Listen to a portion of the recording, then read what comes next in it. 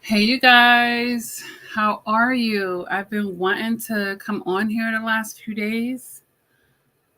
I have been pretty busy, but I wanted to be fired up about whatever I talk about. I didn't want to like go through the motions.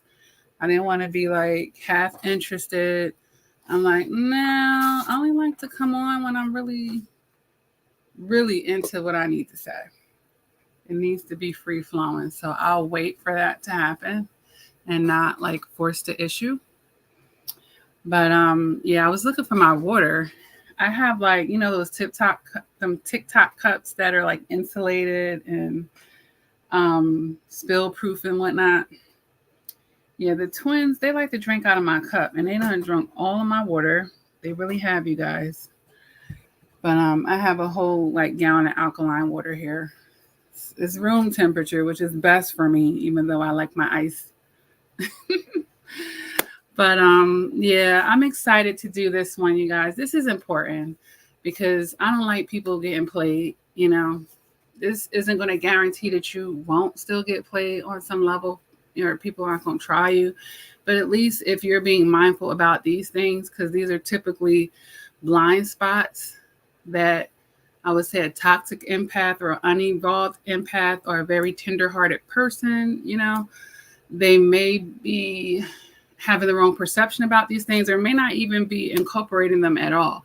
And this is what's setting them up for some issues down the line or sooner than later, honestly. All right. So, in no particular order,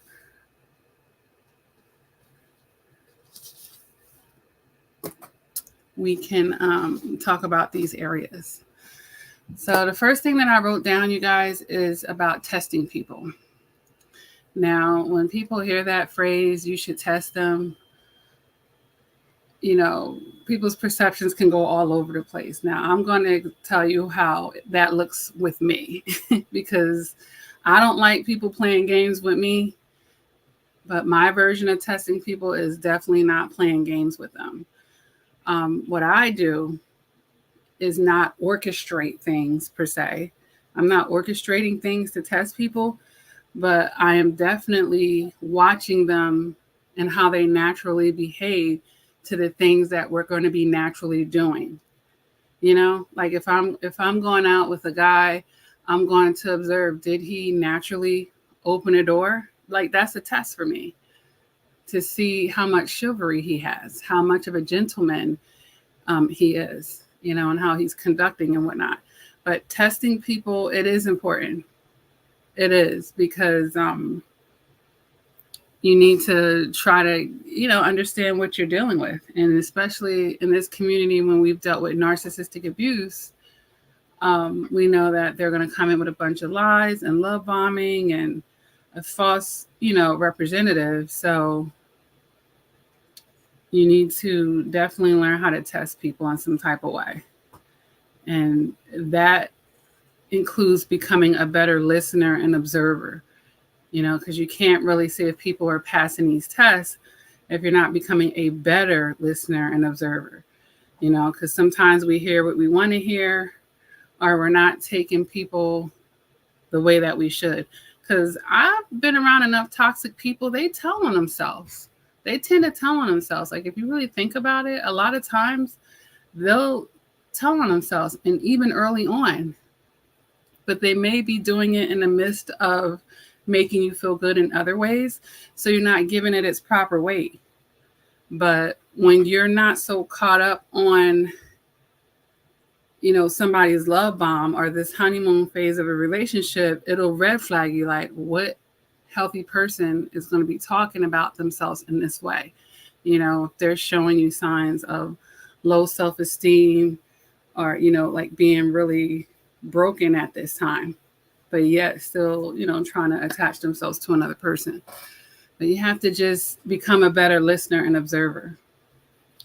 And that would also coincide with just understanding how communication works, because what they say, 90-something% of it is nonverbal. So empaths, the toxic ones or unevolved ones, just following what people tell them and just instead of watching the actions that speak louder than words. They do, because they will tell on themselves through their actions. People tend to tell on themselves. And this is crazy, like, I don't know, maybe it's the lower range ones perhaps more than the higher range, but people will show you better than they could tell you. And sometimes they literally just tell on themselves. Like if you think back to some of the conversations and some of the things that, even if they just sprinkled it here and there, they will tell on themselves. Another thing, you guys, is dating with a purpose, having some type of direction, and definitely not being a free-for-all for people. Know why you want to be out here dating, or why you want to be starting this relationship or having a connection with someone. But if you're running off of your own toxicity, like, having someone try to fill a cup or fill a void in you that you should be filling, or running off of codependency yourself, the purpose is going to be something toxic, and, another toxic person to connect with you, and you guys, the chances are, have a toxic result because of that, right? So that's why you're supposed to, you're not supposed to be bringing people into your world when you're like a wreck. You're supposed to do enough healing to where it's not to your detriment, But if you haven't healed the codependency and, issues with being in your own energy and enjoying your own time, if it's that season for you, then that'll be your problem right there. All right. Another thing is just never being afraid to ask questions. I think toxic empaths or unevolved ones are just too nice. They don't want to hurt people's feelings. They don't want to ruffle any feathers. It's too courteous to their own detriment, because it's not being extended to themselves. So approving upon just giving yourself that voice and opening your mouth, and not being afraid to ask questions, especially about anything that's not making sense to you, or that's rubbing you the wrong way, or you just need clarification. You have a right to do that. Especially you're getting to know somebody, you're interviewing them. Yes, it doesn't have to sound like, unless it is a job interview, but it doesn't have to sound like that in a personal space. But if you guys are having a conversation, going back and forth, you can ask the question. Don't be afraid. As a matter of fact, that's a test that you can have with somebody. How do they take it when someone asks a question? This is actually ways that you can try to gauge if someone is telling the truth with you. Hey, Michael Dillons, one of my day ones. So honestly, these things actually help you learn about the person by asking these questions, especially if it's not making sense to you. Now, if you're with a manipulator, they could be talking fast, leaving out important details. Like if you're trying to really understand the gist of what they're saying, and it doesn't even mean that they're telling you the truth, but you'll probably get a feeling about that if you're really tuned into the situation. You're going to see this person's eye contact, their jitteriness, the stuttering, the uncomfortableness, you'll start feeling the energy. All right. Another thing is just also being okay with controlling the pace. I do feel like, unevolved empaths or toxic empaths, and again, going back to being too nice and also being too passive, is always giving the power over to someone else per se, controlling the pace for you, not for them, but for you. Like if they're going to come and try to connect with your energy, you can control the pace of what your energy is comfortable with. Now, controlling the pace, again, is not about controlling somebody else. It's just controlling what's comfortable with your boundaries, And honestly, this could actually slow down the love bombing that someone might want to insist on doing with you, So don't be so passive in relationships, or just feeling like is basically making someone else the prize at some certain points where whatever they say it goes, however they want to do things. Like it's okay for you to have an opinion, and it's okay for you to slow things down, or, control the pace that works for you. And if they're the right person for you, to work for them as well, right? The next thing I have, you guys, is about not losing yourself within relationships. Throwing everything to the side and just getting so wrapped up in this new person that's making you feel good, and that's getting swept up in the love bomb phase. Like, you can't just lose yourself. You had a schedule, before you met this person, although you're being generous with your time and making space for them. You still had your hobbies. You still had your goals and ambitions. Like, you can't lose those parts of yourself. You still had your friends and family, right? So just be careful about that, because I know in narcissistic abuse relationships, we end up losing ourselves. Like, people literally say, I felt like I lost myself, because they were just swept up into this person's timeline, into this person's energy, and letting them control the pace and dictate everything. So, yeah. The next thing, you guys, is learning how to take calculated risk, right? And when I say a risk, is like a calculated investment. It'll help you hopefully not overinvest in situations, or if you decide to overinvest, or I won't call it overinvest, maybe do a big gesture for someone, that you've calculated it in your head. You're okay with, okay, it's early on. We're caught up in this situation. I'm feeling good. This person's doing good.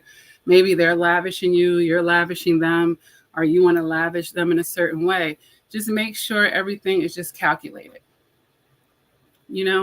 especially if it's early on.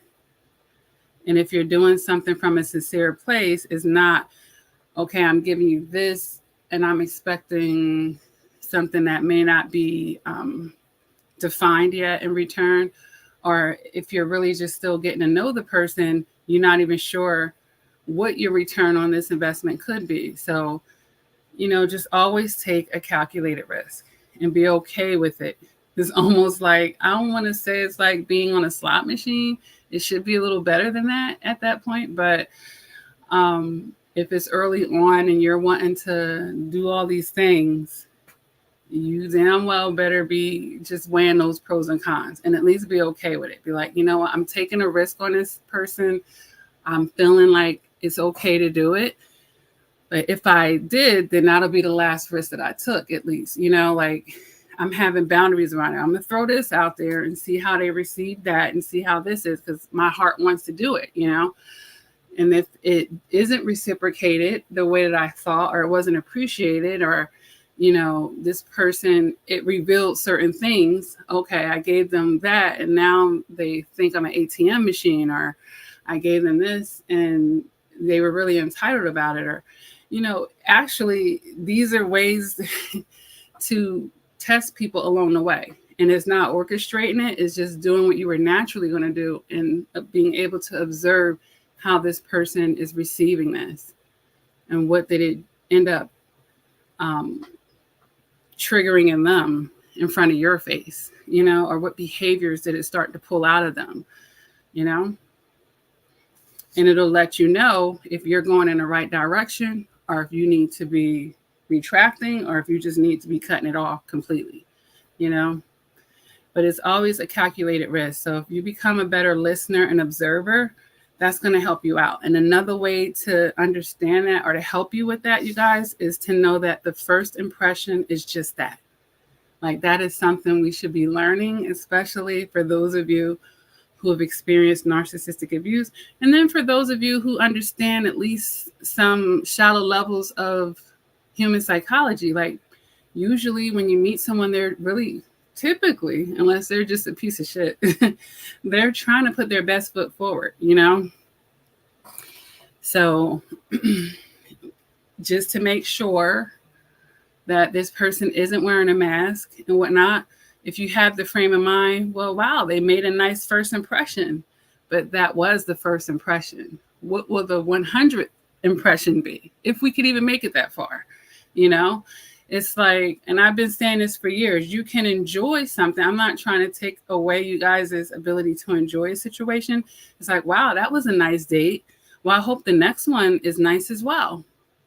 It's not getting caught up to where you start wearing these rosy colored glasses and you're not able to be objective with them anymore because they've set a tone with you with the love bombing or this honeymoon phase, and you can't see too much out of it. That's when we start minimizing stuff, missing the red flags or minimizing them, you know? So it's okay to just, you can say, hey, that was a nice first impression. Let's see where this goes. I hope it continues. Or, the way that if you want to take my frame of thought, because this is the whole point of the video to help you see how I think as well. I'm actually, okay, the first impression, I expect people to try to present themselves very well. But I'm more interested in the first disagreement, the first time we have a conflict, the first time a feather is ruffled or something.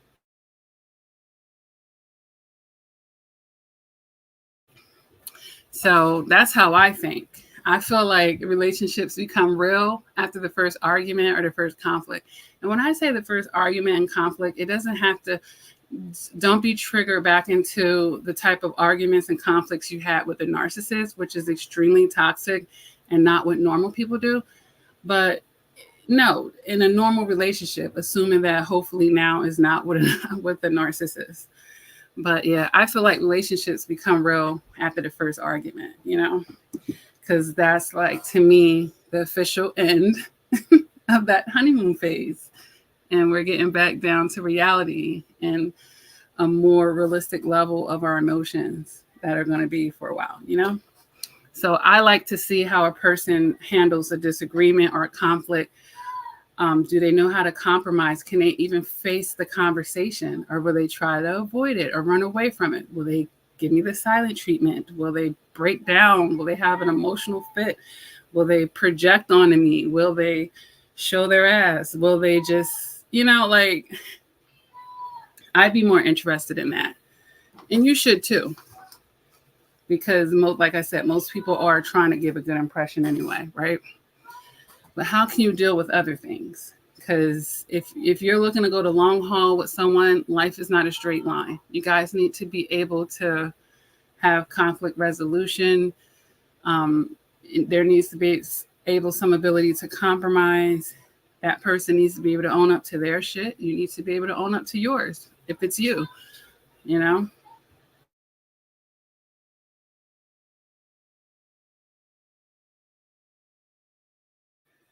So that's how I think,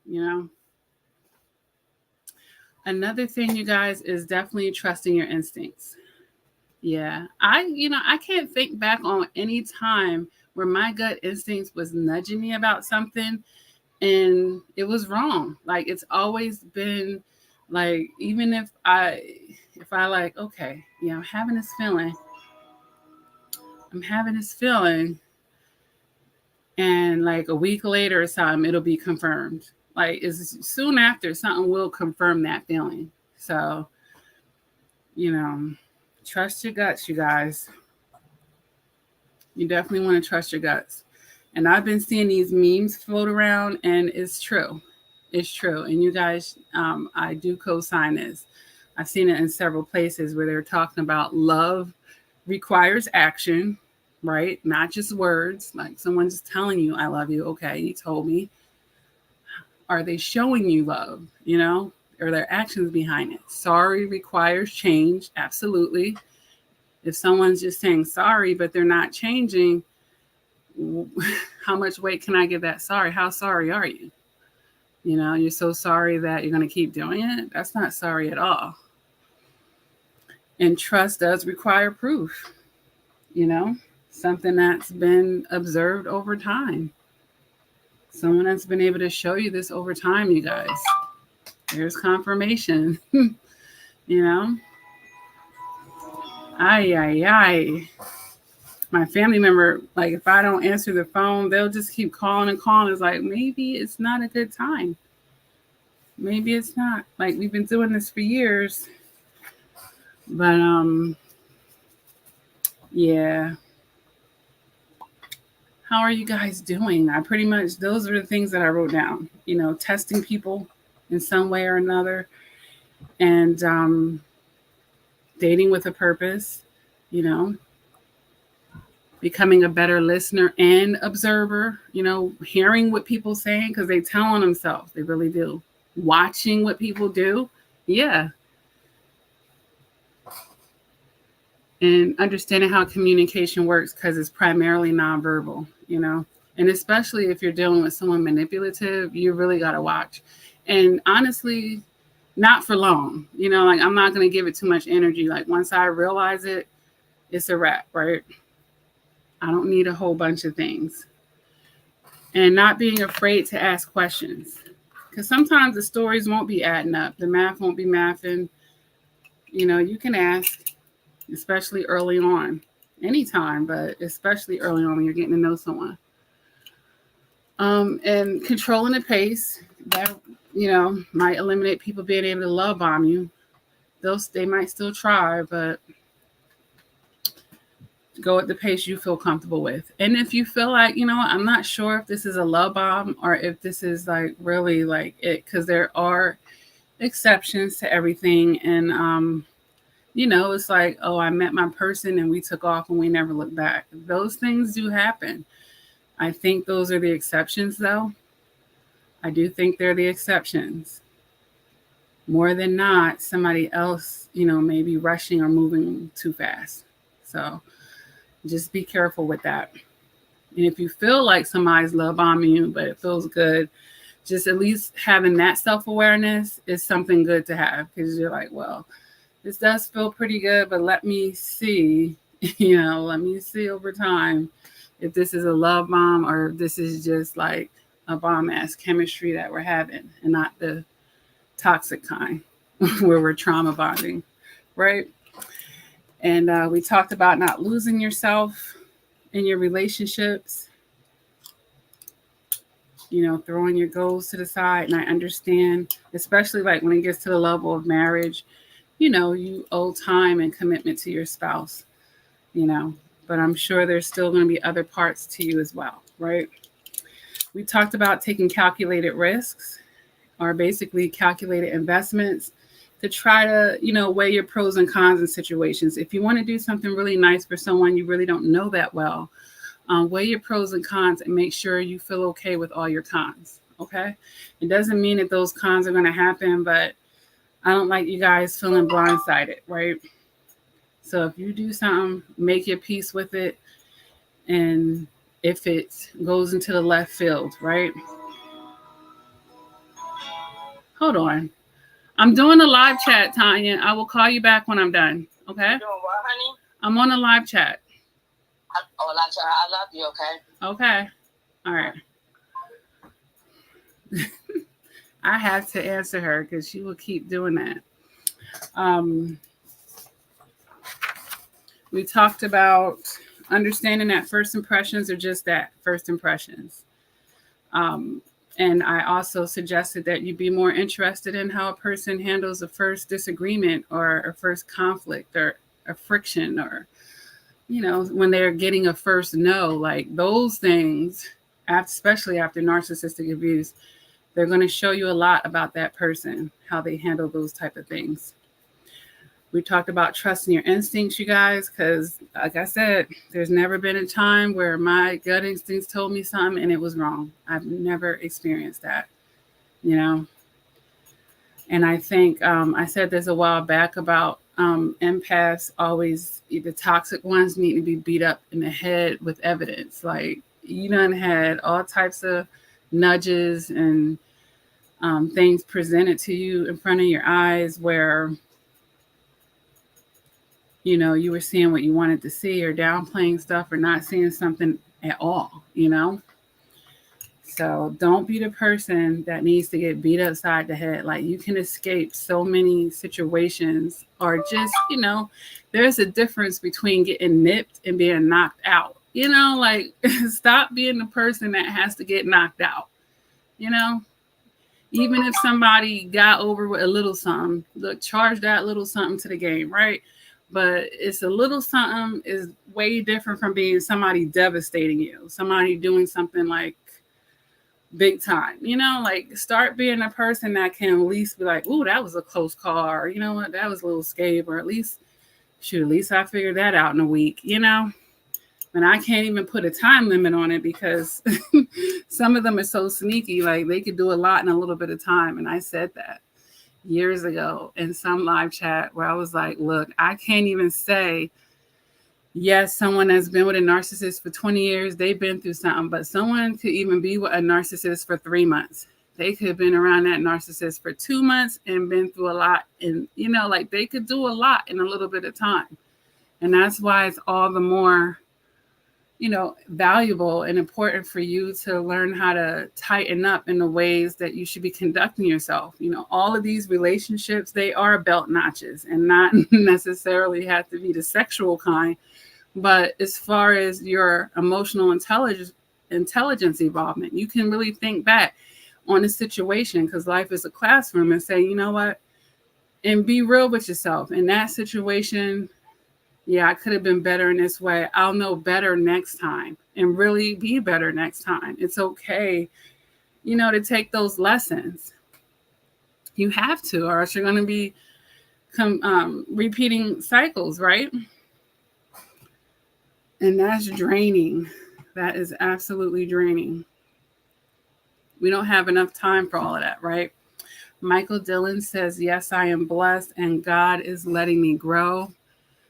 Can be tough at times. How are you? Enjoy. I'm well. My birthday was on the 12th, so it was 2 days ago, you guys. And it was great. Like, I feel really tapped in right now. I have a lot of creative projects going on in my life. So I'm really excited about that. So I'm really focused on that with my free time.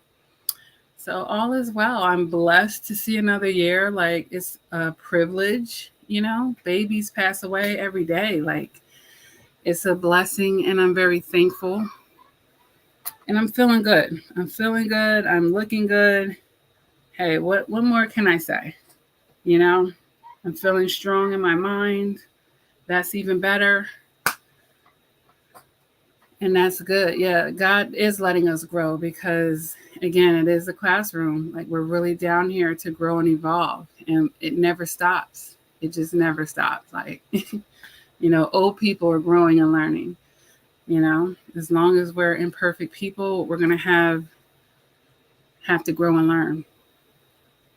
Have areas that we need to improve upon, right? Thank you, sweetie. But yeah, and then we talked about just some common sense stuff that, that about as far as love requiring action, like people get so swept away that someone would tell us that. But after narcissistic abuse, we know that they'll tell us anything to get us to drop our guards, right? Or to get us to get into the love bomb and move faster. So you just have to be careful. Like, okay. And don't even feel like you have to say it back. Like, there's a lot of pressure when someone says it to you to say it back, especially if they said it rather quickly. You could just say, I have feelings for you too, honestly, if that's the case. If you don't have that, I don't know what to tell you. But, love does require action. Like, you have to see that. You have to see that. Or you can even tell the person, I don't throw that word around. I'm not ready to say that to you yet. So, and then we talked about sorry requiring change. How many times did you take a toxic person's apology and they never changed? And it was just a whole lot of sorries and no changes, right? So what are they really sorry for at that point?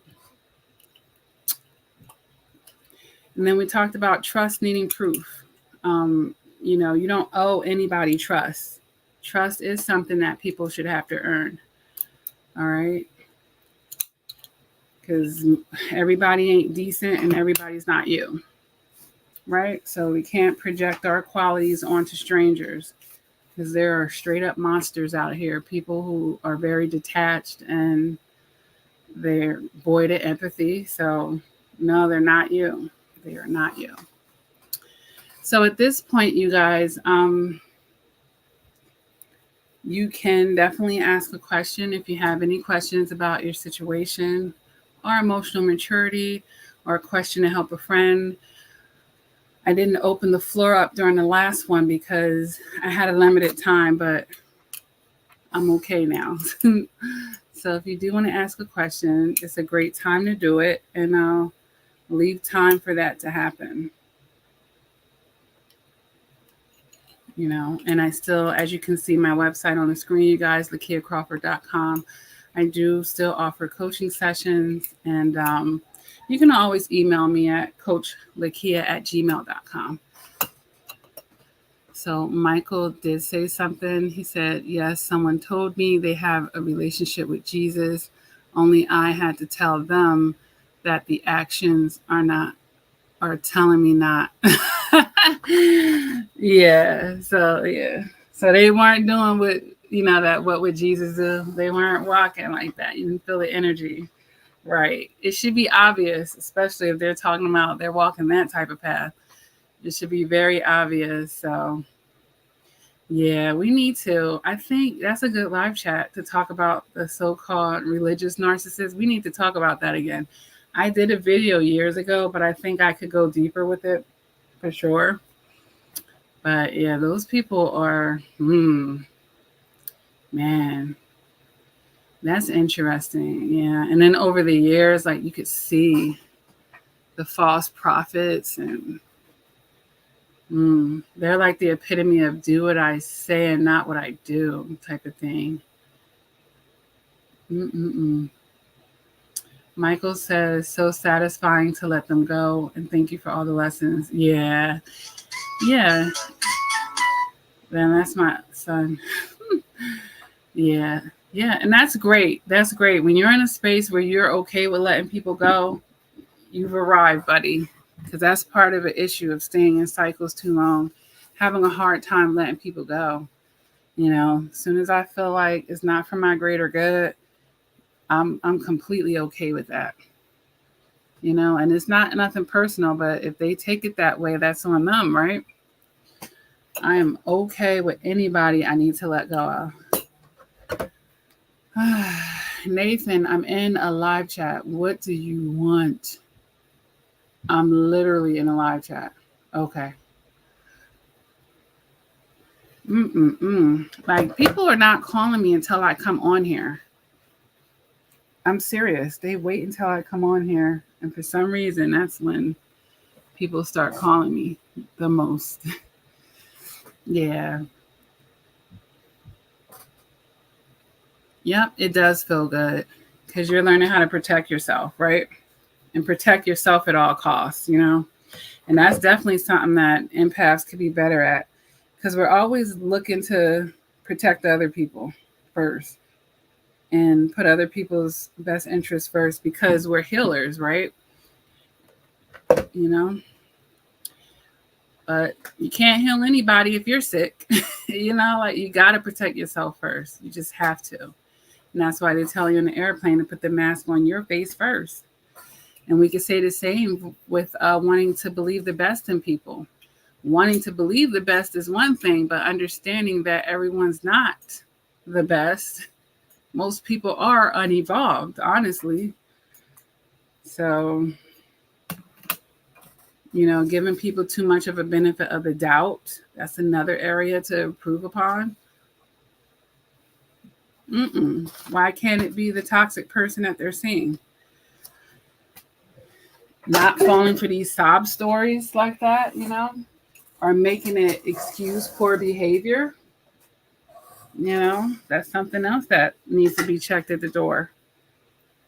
Just because they had a rough upbringing doesn't mean that they get a pass or they get more of my patience to act like a fool and waste my time or stress me out. Like, that's a no. That's a hell no. Like, I don't know, you guys. The older I get, I don't have patience for it. People, they know what they're doing. I don't need to understand it. That's another issue, turning to people and needing to connect. Why would they do this? Why did they? It has to be enough that they did it. Why did they do it? specifically, like, I don't need to know that. The fact that you felt comfortable to do it, the fact that you were willing to risk our relationship, the fact that you were okay with disrespecting me, lying to me, betraying me, stabbing me in the back, or whatever the case may be, the fact that that was okay in your mind in any given moment, that's all I really need to know. Anything else is just extra, you know? I'll be thankful that they revealed their Judas ways to me, and I'll be very happy to let them go forever. Because I don't have time for that. I don't have time for it. I don't have space for it. And you should be in a similar energy. I don't need to know why. There's no excuse. There's no good enough excuse for them to do it and still be able to stay in my life. If they have a bunch of character flaws and they operate out of their shadow side, we're unequally yoked anyway. We're not gonna, I'm way past that. You need to go hang out with other people like you. You don't need to be in my ranks. You don't need to be bringing that to me, because that's what's going to happen when you get patient with that. Or you take on this caretaker role. That's the other issue with empaths, always wanting to be the caretaker. They make great nurses, but you're not working in a hospital. This is your personal life. So taking on projects, especially that kind, the kind that haven't done any work, like trying to rescue people from their own misery that they don't even see that they're in out of their own ignorance, like just let them be. It's okay. Like, you can love somebody from a distance. If you want to still pray for them, that's on you. You could do that too, but keep it away from your life because it will start to spill into your life one way or another, and it's not going to feel good. It's not going to feel good when it does. Michael says, I still learn, and some things took years, to get more better at, to apply, and the healing time took a lot of time. And yes, no projects, yeah. It's okay to want to be with someone that's mature like you or that has self-awareness like you. I mean, we're not perfect. Nobody is perfect, but you don't have to deal with dark night of the soul type stuff or people that's just in the wilderness. Like, come on. That's basically putting yourself all the way back, out of places that you fought really hard to get out of. You don't need to go back to them places. You're supposed to be, elevating and getting access to other people who are like-minded or even further than you for once. Like, why do you have to be the light in the room? I mean, be around other lights and y'all just radiate together. You know what I mean? Or if it's that way, then I'd rather just be by myself until I can have decent company. There really is something to the company that you keep. You can't just be the nurse surrounded by a bunch of sick people. And when I say sick, emotionally, psychologically, you could even be physically, I've seen studies where caregivers end up getting broken down if they don't have the adequate support, because you're pouring into external sources, but who's pouring into you and how much are you saving for yourself? So you have to be really careful when you're the matriarch, or when you are the person that everybody's coming to, or enough people, right? Or you're put in a situation where you have to really be a caregiver. And that's a fact. So empaths, they really do need to become better at balancing that out as best as they can. Like, some things are just really rough, like someone that I knew professionally, their parent got cancer, but they had a lot of time with the company. So they was like, I'm just going to retire and take care of my parents. So I know that's probably going to be stressful one way or another, but they still going to have to find ways to balance that out, of course, and replenish themselves and have as boundaries so that they don't get sick too. Like, man, I've seen all types of articles and studies on this where, you're helping someone else get better and then you end up sick. or you end up, the caregiver gets run to the ground and end up dying before the person they're caring for because they're getting drained out. It's a real thing. So you have to have boundaries, especially, and some of these situations could be with your family, and that's really rough. And I know that firsthand because I've been in situations where I've been a caretaker for family members who really needed me a lot, for mental health and all types of stuff. So I really had to learn to have boundaries with that. And it's okay to ask for help too.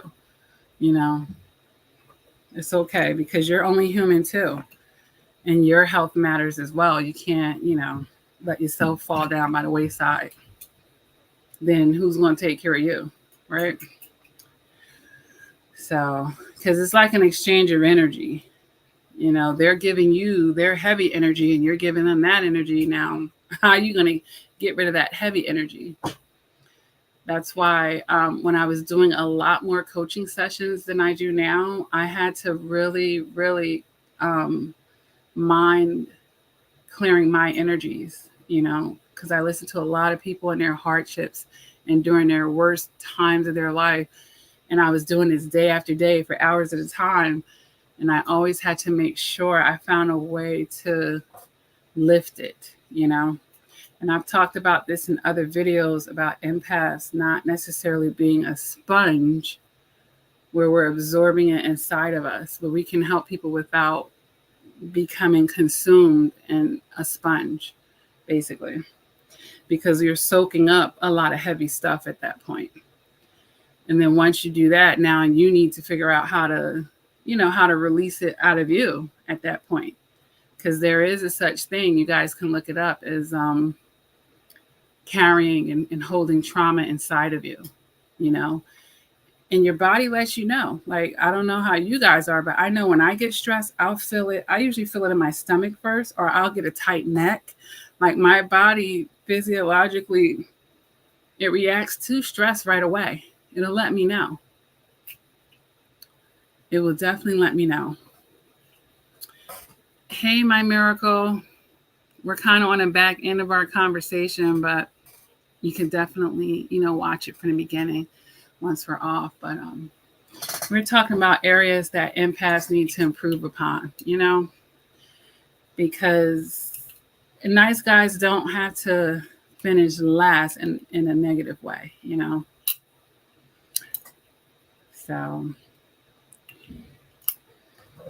just understanding it and, understanding the opposite of your nature as well, because I like, as far as thinking the best of people, I do think some empaths, they do a lot of projecting on the others, thinking that other people may be good and kind like them. Understand the opposite of your nature, people who are opposite to you, and believe it when you see it. And don't make excuses for it. Oh, they had a bad day. Oh, they had an upbringing. This person didn't have their father.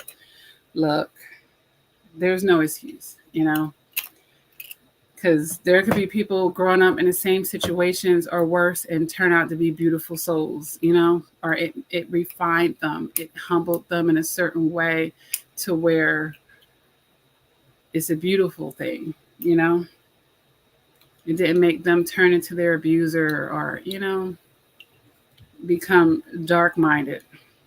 So there's no excuse.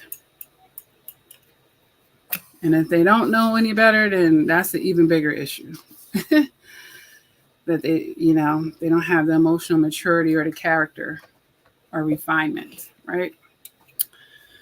So we can be better, empaths. We could definitely be better. If anything, a strong empath, an empowered one, an enlightened one, a self-aware one is never going to be a perfect one. But if you're empowered by that, it's a beautiful thing. It's absolutely beautiful. It's very powerful. It sets you up to really actually be safe in this world if you know how to handle it right. Michael says, indeed, no excuses or a suck in my energy are sucking an invitation to talk about what darkness, no thanks, positive people give energy. Yeah, negative people give energy too, though, buddy. That's the thing.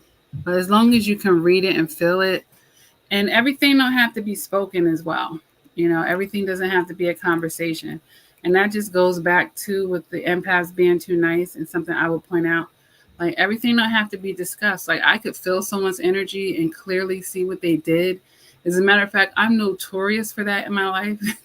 A lot of people who have thought that they played me or have done things to me that maybe they weren't sure if I noticed it or not, or they probably assumed that I didn't, because I didn't. I may or may not have said anything about it, but I just adjusted the way that I interacted with them, and whatever they took advantage of, they could never do that again, you know? But everything doesn't have to be said out loud, but you understand that in your emotional maturity, because if you're saying it to a source without character and it doesn't take accountability, they're just going to deny it anyway. And also, it gives them an incentive to shift their strategies. So if they're not sure if I know, they may still be stuck on it. They might spend forever doing this. And the known devil could be better than the unknown one. Like, I already know what they're doing. I didn't call them out on it. They're still doing it, or trying to do it, basically, unsuccessfully, because I already know what it is, But treating them like you and trying to have this grand conversation, and I talked about it a few chats ago when I was talking about safely breaking up with a narcissist and not needing them for closure, not needing them to have a come to Jesus moment, sticking to the point of this, and that's getting away from them. When you're breaking up with them, you just need to get away. You don't need nothing else from them. They've done enough. They've showed you what they're capable of, what they're not capable of. So why would I even expect this mature conversation anyway? I'm leaving them because we didn't have it, because there wasn't a change, because they wouldn't take accountability. So I'm not going to look at it now that I've made my decision. No, that's what regular people might do in regular relationships. And they might not even do it then, because they'll feel like this person know what they did. And they do. They do know, So, and now they know that you ain't going to be pressed for it, beat for it. You're not down with it, It's a funny day when a narcissist thinks that they could do that to you, A funny day to them. So, but all right, you guys. I wanted to touch bases and come on here. I thought this was a good topic because, like I said, I don't like people getting played. If we just, have the self-awareness and just think about, am I doing this stuff? Have I been doing this stuff? Taking the lessons and figuring out where you need to get better. And, you'll have time to practice it because there's a billion people in this world and you will meet other people. Michael says, yes, indeed, they give energy, and now the difference is more clear to me. Yeah, pulling me down and lifting me up in a positive way. Absolutely. Indeed, not your responsibility to lead them to Jesus for 100 years. Oh, right? You won't even have that. Like, it gets sickening after a while. Like, if you think about all the time and energy that you put into toxic people and how much more you could have spared yourself, how much more energy you would have kept to yourself if you would have kept it pushing way sooner than later, right? So we're not doing that anymore. That's the thing. And I could throw this in as a final thought. I do think empaths, they need to get better at respecting people's journey. And I'll explain that right now. If somebody is unevolved, they're 10 steps back from where you are, okay. Everybody's on their own journey. And that's the thing about trying to rescue people, trying to pull them up. Nah, you're going to make them skip steps that they need. They need those 10 steps, right? Don't. You have to be careful about pulling people up because they're not even ready to be at that level of maturity, of awareness, of refinement, of wisdom. They need those other 10 steps. They got to go through each one of them just like you did, chances are. So you're not doing people a favor by helping them skip steps and just bringing them up to where you are. You know, empaths, you guys, especially when you get mature and stuff, you'll become gatekeepers. And you have to stop letting the wrong people in the gate. You're letting the wrong people in the gate. And then they end up causing you to revert back. Even if it's a step backwards, it's still backwards, you know? Or they're causing delays or stagnation. You can't move past where you are because you know bought all this dead weight with you. They're not ready for that. And God can't take you to the next level because he's like, well, he already about to mess this one up. I can't take them there as long as they're with this person. This person gonna mess up the whole thing. I have to wait until they let this person go. And then that's why sometimes when you do that, then you're able to move forward. Yes, because you couldn't take that person with you and you were forcing an issue. So respect people's, journey. And if they have to learn some hard lessons, and I know that's hard, especially with kids, because we don't want them to necessarily experience pain and discomfort, but sometimes they need to. And it's the thing that helped them. And they'll think back to that situation like, man, that was the moment in my life where I actually grew up, not the moments where I was being coddled and shielded from these things. Because I've said it many times, pain tends to get people's attention. It does.